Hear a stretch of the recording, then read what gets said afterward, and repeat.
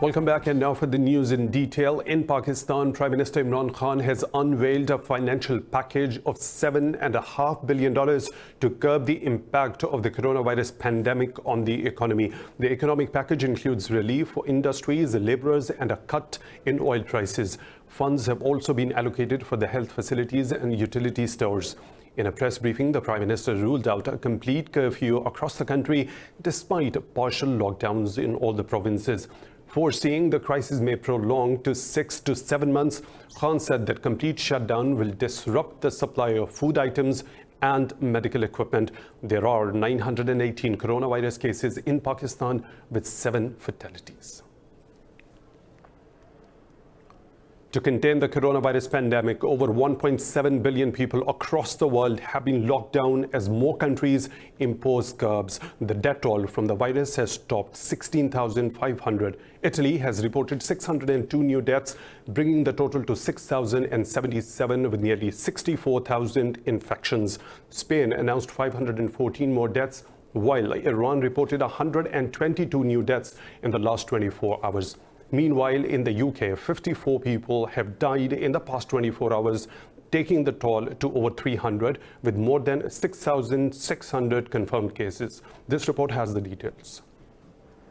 While the world struggles to develop a vaccine for the fatal COVID-19, the virus continues killing thousands across the world every day. Zimbabwe lost its first life to the disease, while Myanmar reported its first case. New Zealand and the UK have now imposed a virtual nationwide lockdown that will be enforced by the police. People will only be allowed to leave their home for the following very limited purposes: shopping for basic necessities as infrequently as possible, one form of exercise a day, for example, a run, walk or cycle, alone or with members of your household, any medical need to provide care or to help a vulnerable person, and travelling to and from work, but only where this is absolutely necessary and cannot be done from home. Russia has sent 11 planes carrying military specialists and equipment to the crisis-hit Italy. Meanwhile, the World Health Organization is shipping COVID-19 test kits to Uganda as cases in the East African country rise. The global health body has warned that the pandemic is accelerating, as it took just 4 days for cases to reach 300,000 from 200,000. The pandemic is accelerating. It took 67 days from the first reported case to reach the first 100,000 cases. 11 days for the second 100,000 cases. And just 4 days for the third 100,000 cases. But amid rising cases and deaths in the US, President Donald Trump says he wants to reopen the country for business in weeks, not months. Without quoting any evidence to that effect, Trump claims continued closures can result in more deaths than the pandemic itself. Moreover, the World Health Organization says members of the G20 group of nations should demonstrate solidarity in tackling the new coronavirus pandemic. Meanwhile, finance ministers from the world's 20 largest economies have agreed to develop an action plan to respond to COVID-19. G20 leaders are due together for an extraordinary virtual summit in coming days as the world races to contain the virus. WHO Director General Tedros Ghebreyesus called for political coordination at the global level to cope with the crisis. This week, I will be addressing heads of state and government from the G20 countries. Among other issues, I will be asking them to work together to increase production, avoid export bans, and ensure equity of distribution on the basis of need. The IMF and the World Bank have both forecast that the pandemic will trigger a global recession in 2020. Now moving on, to contain the spread of the COVID-19, India's Prime Minister Narendra Modi has announced a 3-week complete lockdown across the country. In a televised address, Modi said that there will be a total ban on venturing out of the homes. He said if the country failed to manage this lockdown, it would be a huge setback. The country has so far reported 482 confirmed cases of the coronavirus and 9 deaths. Staying in India, where the authorities have forcefully removed all the sit-ins against the controversial Citizenship Act in different cities amid lockdown in the country. 30 states and union territories across India announced shutdown after the country reported 9th death due to the COVID-19. After 101 days, the police in New Delhi removed Shaheen Bagh sit-in that has been the heart of the countrywide protests. The officials said women protesters were removed despite their refusal to end the sit-in in Delhi. They said they have detained at least 9 people, including 6 women. The authorities also removed a protest site from Jafrabad, Jamia and Turkmen Gate in the Indian capital. The Indian government has been facing countrywide protests against the law since December the 11th.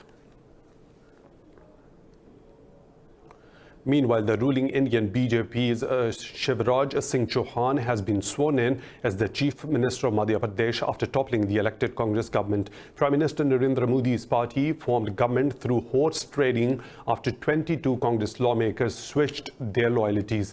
The resignations pushed the Congress government into minority, leading Chief Minister Kamal Nath's resignation on March the 20th.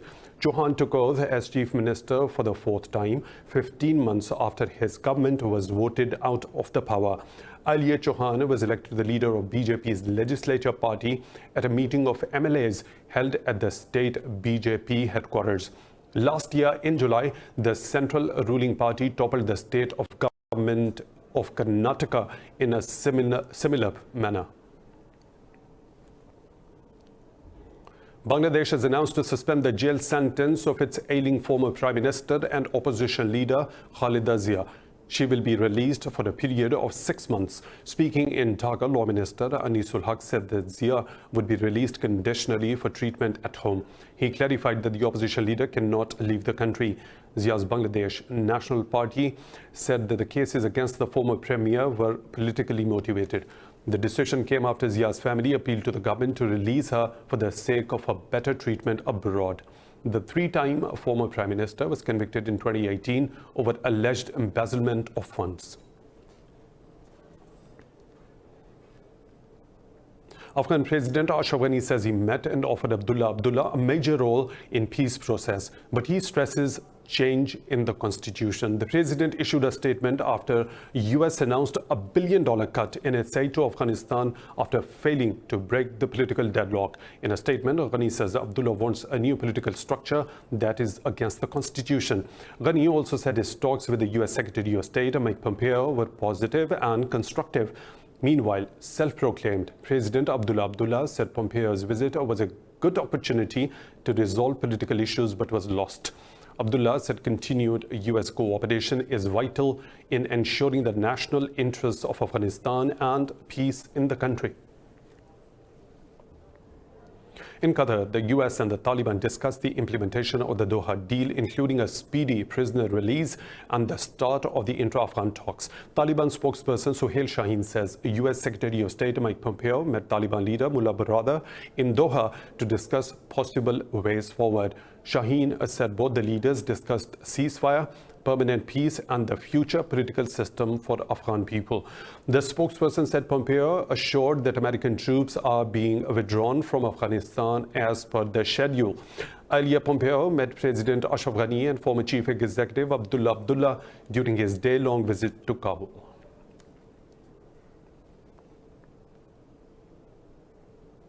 Yemen's Houthi rebels have warned the Saudi-led government coalition of carrying out preemptive strikes against any offensive operation. In a statement, Houthi spokesman Yahya Sarrai says the group possesses deterrence weapons including ballistic and winged missiles. Sarrai threatened the coalition they should expect thousands of ballistic missiles in the near future.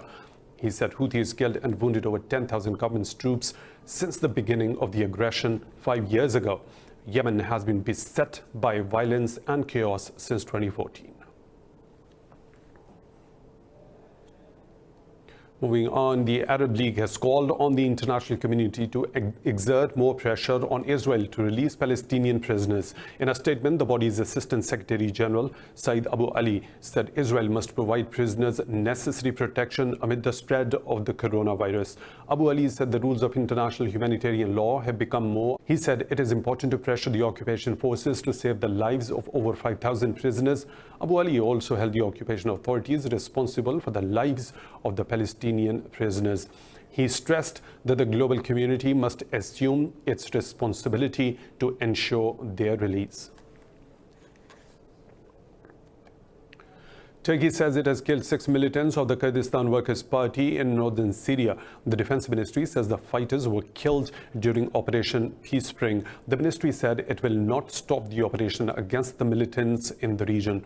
Ankara says the operation is aimed at establishing a safe zone on the border to resettle some of the Syrian refugees in the country.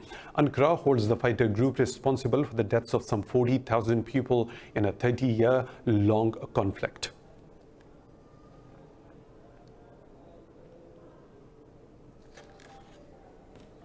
It's time for a short break. We'll be back with more stories. Stay tuned.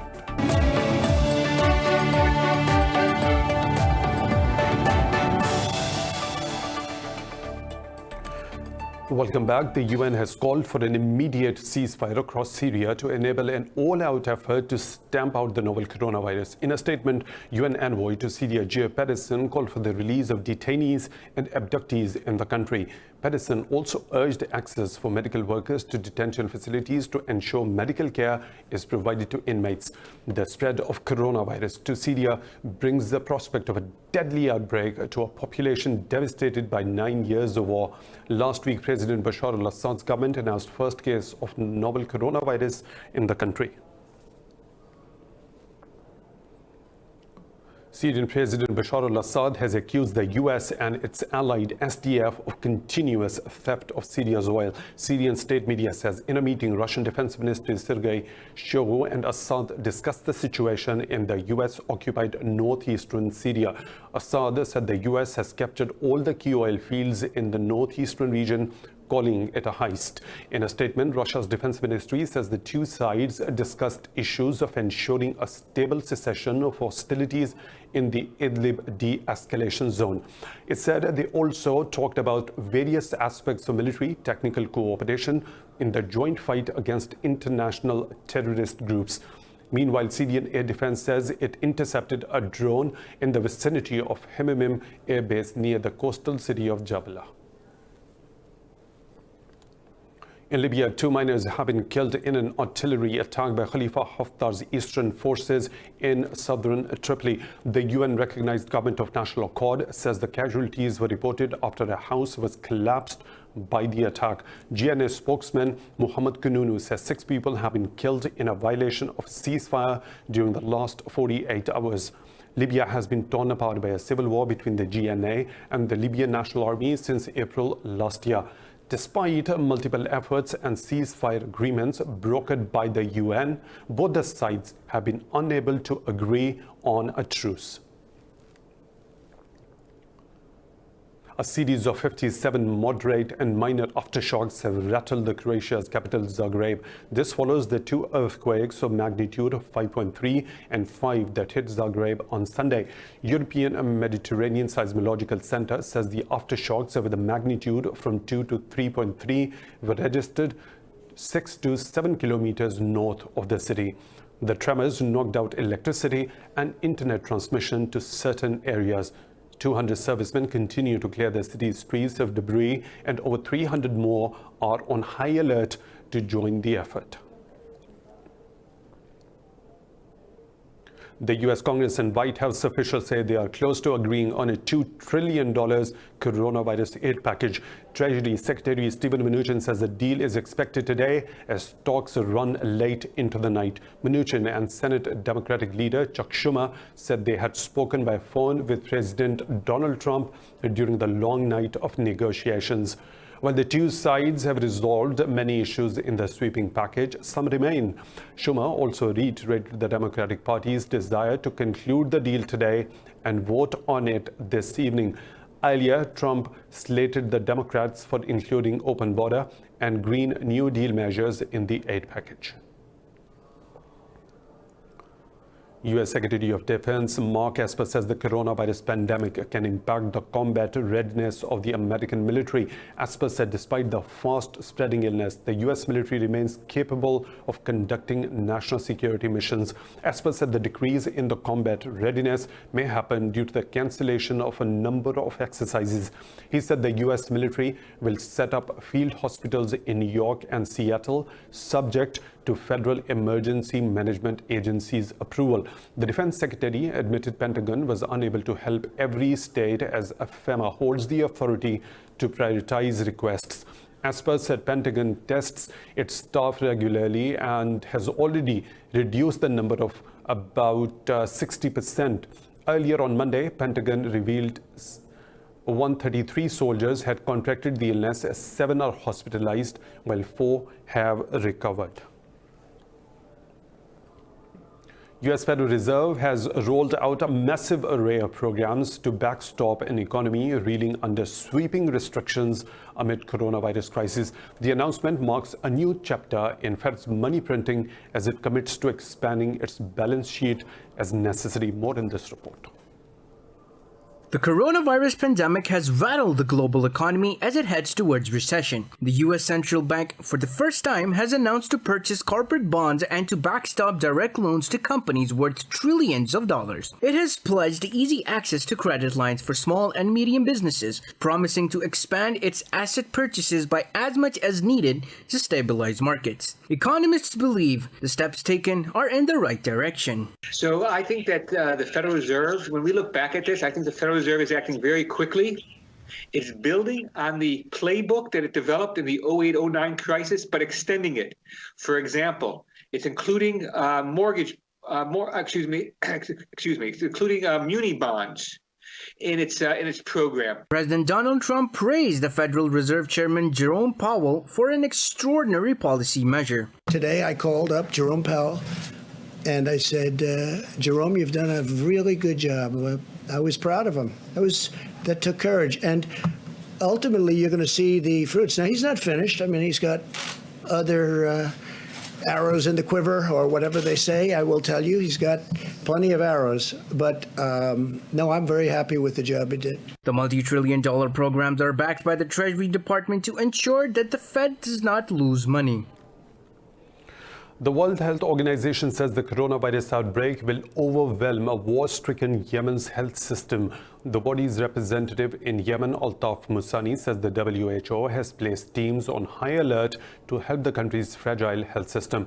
Musani said the body has increased the distribution of vital medical gear and test kits to combat the outbreak. He warned that only 50% of the country's health system is operational, which is insufficient to tackle coronavirus patients. Yemen has not officially reported a single case of COVID-19, but the WHO says it is scaling up preparedness and response efforts in case of infections.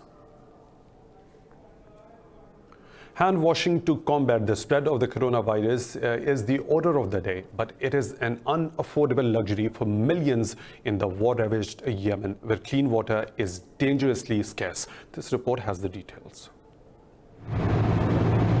Yemen's broken healthcare system has yet to register any cases of the novel coronavirus. But if the pandemic does hit, the impact will be unimaginable in a country where 5 years of conflict has created the world's worst humanitarian crisis. If the virus spreads in Yemen, it will be a disaster in the whole country because of the lack of medical supplies and qualified staff and health centers in villages. According to the UN's Children Agency, nearly 18 million people, including 9.2 million children, do not have regular access to safe water. Only 1/3 of Yemen's population has access to piped water. I wake up every day at 7:30 in the morning. I prepare the donkey and go to bring water. Then I take my breakfast and I go back again to bring water. I go back and forth several times to bring water until 10 in the morning. Yemen suffered one of its worst ever outbreaks of cholera in 2017. Years of underinvestment in public water and sanitation systems provided the foundations for this outbreak. The diseases that are transmitted by the polluted water are, for example, cholera, amoebiasis, and diarrhea. Moreover, the water is not suitable for drinking due to a high percentage of salt in it. Doctors Without Borders says in current situation of Yemen's healthcare system, it would be a disaster if the new coronavirus reached the country. The most popular section of the Great Wall of China, Bulletin, has been partially reopened to the visitors. It was closed 2 months ago due to the coronavirus outbreak, but despite the reopening, some restrictions remain. The number of visitors is being restricted to just under 20,000 people per day. According to authorities, Bulletin has averaged more than 60,000 visitors a day during previous years. All visitors to Bulletin have been advised to use a government-approved application to prove that they have been in Beijing for the past 2 weeks. The move is designed to ensure that visitors adhere to the rule that everyone arriving in Beijing must undergo a 2-week quarantine. In China, Wuhan city, the starting point of the coronavirus pandemic, is slowly returning to normalcy. People are going back to work and public transport is also resuming operations. Meanwhile, the death toll and the number of infected people continue to surge worldwide. This report has more. The coronavirus pandemic, which has put the whole world on hold, originated right here in Wuhan. The city has spent 2 months under lockdown, but now authorities have begun easing restrictions. Chinese health officials report that there have been no new local COVID-19 cases for 5 days. The city's public transport infrastructure is also active once more. Those with health certificates have also been allowed to return to work.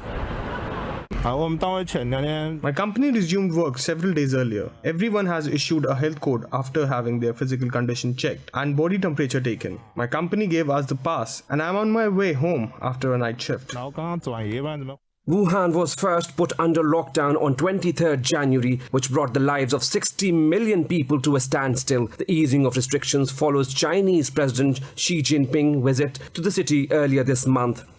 We applied online for the permit to return to Wuhan and got approved last night. So I came to Wuhan from Xianing this morning. The Chinese authorities confirmed there are another 39 infections brought from overseas. Authorities have decided to divert Beijing-bound flights to other cities. Passengers will be screened for the virus and after clearance they will be allowed to move to Beijing. In the US, so far 16 states have imposed lockdown to contain the new coronavirus pandemic. With summer just about to begin, the restrictions have hit the tourism industry hard, but this hasn't slowed down the spirit of some. This report has more. Some 158 million Americans have been restricted to their home to contain the spread of COVID-19 outbreak. In such time, a 40-year-old tour guide has decided to offer a virtual tour of the Californian city live on Instagram. Adam Buford would usually drive hundreds of tourists in his buses across Santa Monica along the Pacific Ocean. He's doing the same this year, only without the physical presence of tourists. If you were to come here and take a tour with us, I'm giving you what you would be getting without the actual physical presence of being here. So it's all the history, any famous sites that are around, celebrity information here and there. This season, with no revenue to come in, his strategy is to just be creative and productive in an attempt to think and remain positive. And I was telling you about. I really hope that this brings a lot of joy to people that are stuck at home. I mean, obviously, nothing will be equivalent to the real thing, but it's just something I can do. You know, everybody's trying to do something. This is my part to try and give someone, you know, for 30 minutes an escape from whatever real life is right now. But not all vacationers are confined to homes. In Florida, even though all bars and nightclubs have to be closed by 5 p.m., locals are seen paddling, jogging and cycling along Miami's Venetian Way. Florida's Governor Ron DeSantis has urged caution while celebrating spring break as Miami Beach shuts down hotels to visitors. More stories to follow right after a short break. Stay tuned.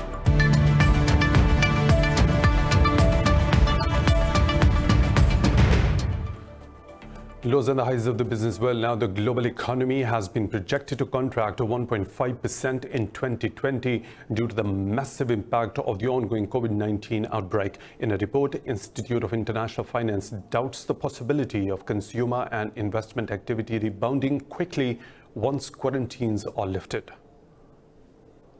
The report says spreading pandemic, OPEC price war and mounting credit stress in markets are reshaping the foundations of global economy. It says the partial economic shutdown can cost Germany up to nearly 21% of GDP. Meanwhile, Lebanon has decided to stop paying all Eurobonds in US dollars. The EU has announced to give 20 million euros in humanitarian aid to Iran, reeling under US sanctions, and is one of the worst hits of pandemic. The bloc's foreign policy chief Joseph Borrell says EU has also agreed to back requests made by Iran and Venezuela for IMF financial support. South Korea has doubled its economic rescue package to $80 billion to save companies, stocks and bond markets. Thailand has also approved additional stimulus measures of over $3 billion in a bid to mitigate the impact of COVID-19 pandemic. Cryptocurrencies have gained over $14 billion in the last 24 hours. It comes as equity markets continue to come under pressure due to coronavirus fears weighing on investor sentiment. Industry site CoinDesk says major cryptocurrency Bitcoin surged about 10%. Ethereum was up over 7%, while XRP saw more than 5% jump in its price. Earlier this month, cryptocurrencies took a beating following a near-complete market sell-off, wiping off $93.5 billion. Bitcoin, which has been termed as a digital gold and a safe haven asset to park the money, also witnessed a 48% plunge in its market capitalization. It is now being considered a risk asset, such as an equity after the recent market shock. The Wall Street stocks have rebounded aggressively from a 3-year low over hopes of a fiscal stimulus to cover up the damage from the coronavirus. Markets are getting support from the Federal Reserve, which earlier announced to embark on an open-ended asset purchase program. The indices of S&P 500 and Dow Jones Industrial Average jumped over 7%. The stocks of Boeing surged on signs that the company could fly its grounded jets by mid-2020. The Nasdaq Composite Index also traded nearly 7%.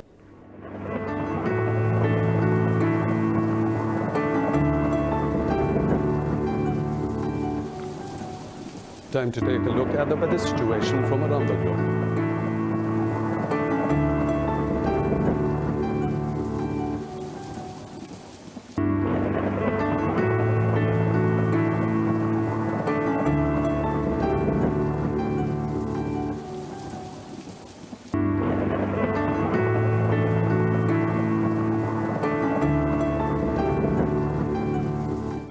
And that's all for now. For the latest updates, you can follow us on social media at Indus.News. Thanks for watching.